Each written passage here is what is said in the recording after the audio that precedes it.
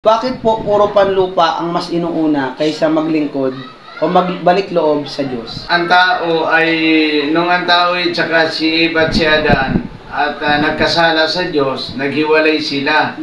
Sila ay nagapos ng kasalanan. Rex, ang tao ay nagapos ng kasalanan. Nung nagapos ang tao ng kasalanan, ang tao ay nalipin ng kasalanan.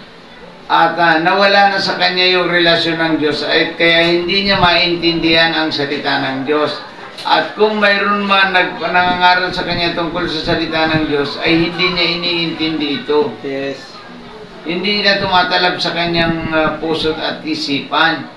Ang salita ng Diyos, dahil iyan na halimbawa, hindi sa inyo tumatalab ang salita ng Diyos, kailangan yung manalangin.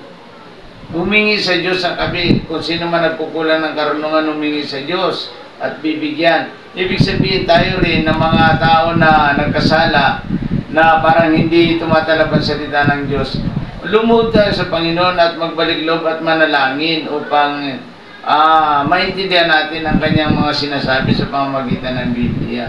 Iyon, Rex, kaya hindi iniintindi ng tao ang salita ng Diyos. Boring ito sa kanilang salita ng Diyos sapagkat ang lahat ay nagkasala.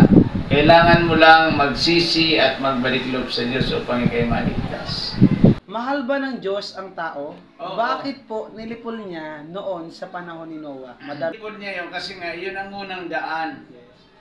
Yung kapanahonan ni Adan, yun ang unang daan. Kaya yung sinasabi ni Eli Soriano na dating daan, doon tayo sa dating daan, niloloko po kayo noon.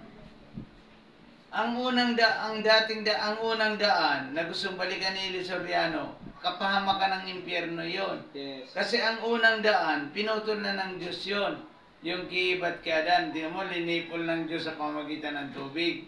Kasi sabi ng Diyos, mayroon bang nagsisisi sa inyo ng 50? Sabi niya, mayroon bang nagsisisi sa inyo ng 100? Hanggang sa dumating sa 3, ay wala pa rin nakita na nagsisi ang Diyos, ang tao.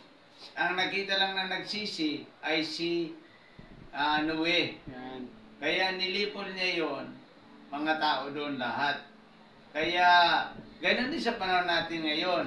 Nung namatay si Kristo, ang ating buhay, kung sasampalataya tayo sa Kanya bilang Panginoon at tagapagligtas, ay hindi tayo malilipol sa impyerno. Kung noon ay tubig, ngayon ay apoy na naglalagablab na apoy. Simple lang ang pinapakiusap sa atin ng Panginoon. Magbalik loob tayo sa Diyos at tanggapin si Kristo bilang Panginoon na tagapagligtas. Napaka-simple lang. Wala po itong halong pera. Wala ditong halong pera. Kundi magsisi kayo. Ang gusto ko at ang gusto ng Diyos, magsisi kayong lahat at tumalikod sa kasalanan at buksan ang inyong puso at papasukin si Kristo bilang Panginoon nyo at tagapagligtas upang kayo maligtas.